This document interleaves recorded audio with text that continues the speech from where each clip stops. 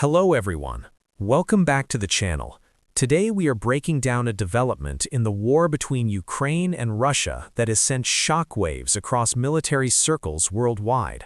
Reports, battlefield assessments, and intelligence estimates now suggest that Ukraine's strategy has inflicted staggering cumulative losses on Russian forces, with figures reaching into the hundreds of thousands. When analysts reference numbers like 715,000 Russian troops affected since the full-scale invasion began, they are talking about a combination of killed, wounded, captured, and rendered combat ineffective. And that scale of attrition is not just a statistic, it represents a profound shift in the balance of power on the battlefield. Since the invasion began in February 2022 under the orders of Vladimir Putin, Russia expected a rapid collapse of Ukrainian resistance. Instead, Ukraine mounted a defense that stunned the world. Backed by Western weapons, intelligence sharing, and domestic mobilization, Kyiv transformed from a country fighting for survival into one capable of launching calculated counteroffensives and strategic strikes deep behind enemy lines. The result has been a grinding war of attrition that has consumed massive amounts of manpower and equipment. When we talk about devastation to 715,000 Russian troops, it's important to understand what that number implies. Modern warfare is not just about territory gained or lost, it is about combat power. Combat power includes trained personnel, logistics, morale, equipment in command structures. If hundreds of thousands of troops are killed or wounded over time, the cumulative damage reshapes an army's operational capability. Even if reinforcements are mobilized, the quality, cohesion, and readiness of those replacements rarely match seasoned units lost in battle. Ukraine's approach has evolved dramatically over time.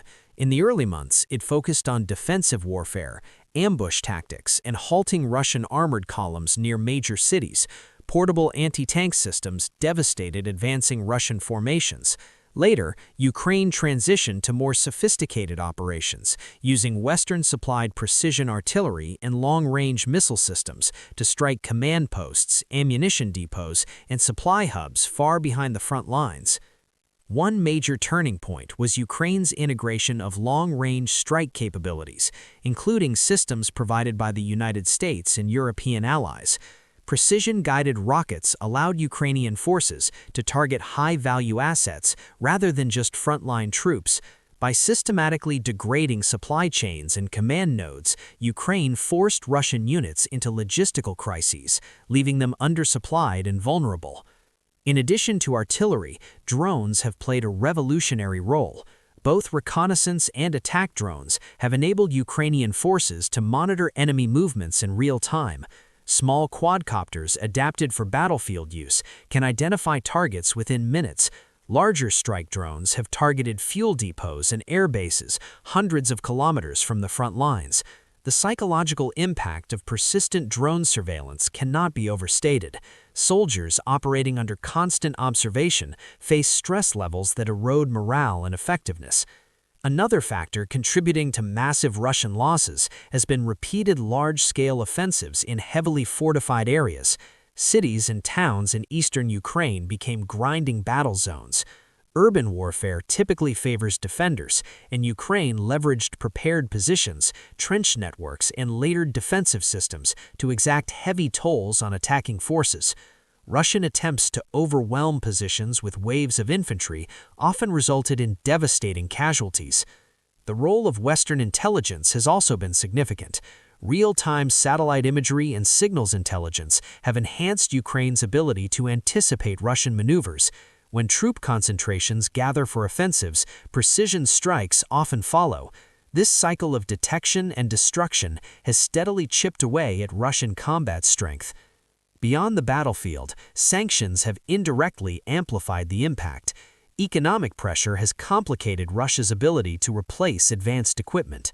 While Moscow has ramped up defense production, supply chain disruptions and technological constraints have made it difficult to replenish certain high-tech components at the same rate that they are being lost. Mobilization inside Russia has attempted to compensate for manpower losses. Partial mobilization announced in 2022 brought hundreds of thousands of reservists into service. However, rapid mobilization does not automatically create effective combat units. Training cycles were shortened, equipment shortages were reported, and some units were deployed with limited preparation.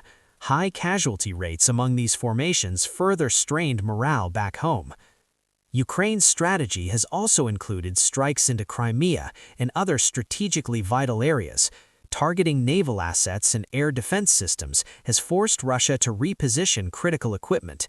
Each relocation disrupts operational plans and stretches logistics even thinner. The war has become one of endurance. Every month of sustained high losses compounds the strain. For Russia, losing such a large cumulative number of troops affects not just immediate operations, but long-term force structure. Experienced officers and non-commissioned officers are difficult to replace. Their absence weakens unit cohesion and battlefield adaptability. Meanwhile, Ukraine has maintained a strong narrative of national defense. Civilian mobilization, volunteer networks, and a unified political front have helped sustain resistance. International support has bolstered confidence and ensured continued access to modern weaponry. The phrase "devastating to 715,000 Russian troops" captures more than a casualty estimate. It reflects the strategic success of attrition. By forcing Russia into prolonged engagements with high costs, Ukraine has transformed what was intended as a swift campaign into a protracted struggle. There are broader geopolitical implications as well. NATO members have watched the conflict closely. Lessons learned about drone warfare, electronic warfare, and combined arms tactics are reshaping defense planning across Europe. The scale of Russian losses challenges assumptions about the strength and readiness of one of the world's largest militaries.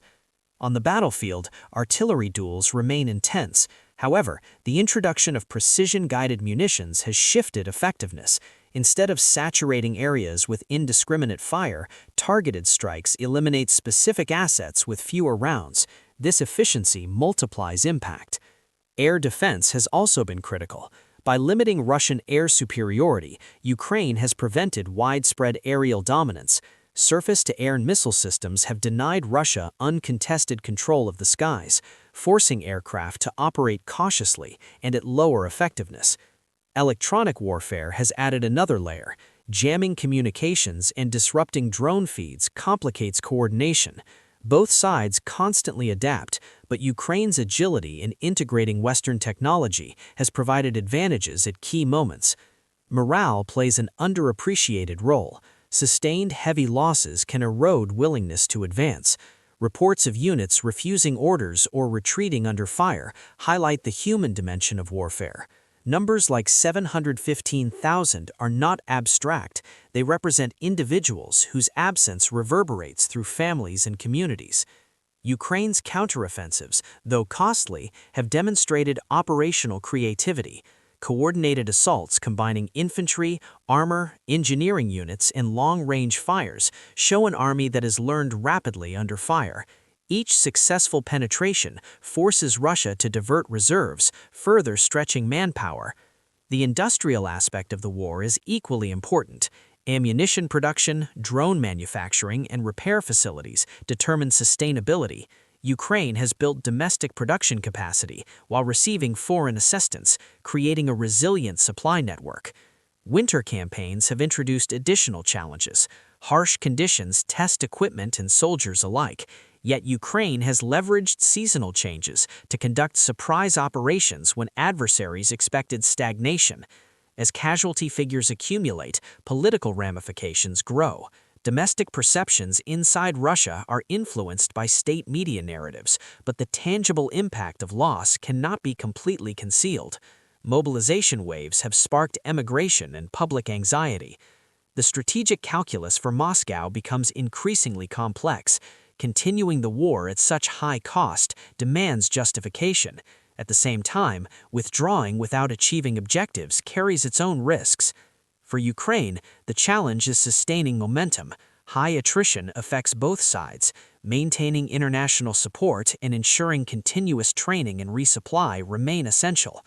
The figure 715,000 symbolizes cumulative attrition over time. It underscores how Ukraine's integrated approach, combining intelligence, precision strikes, defensive depth, and adaptive tactics, has imposed severe costs on a numerically larger opponent.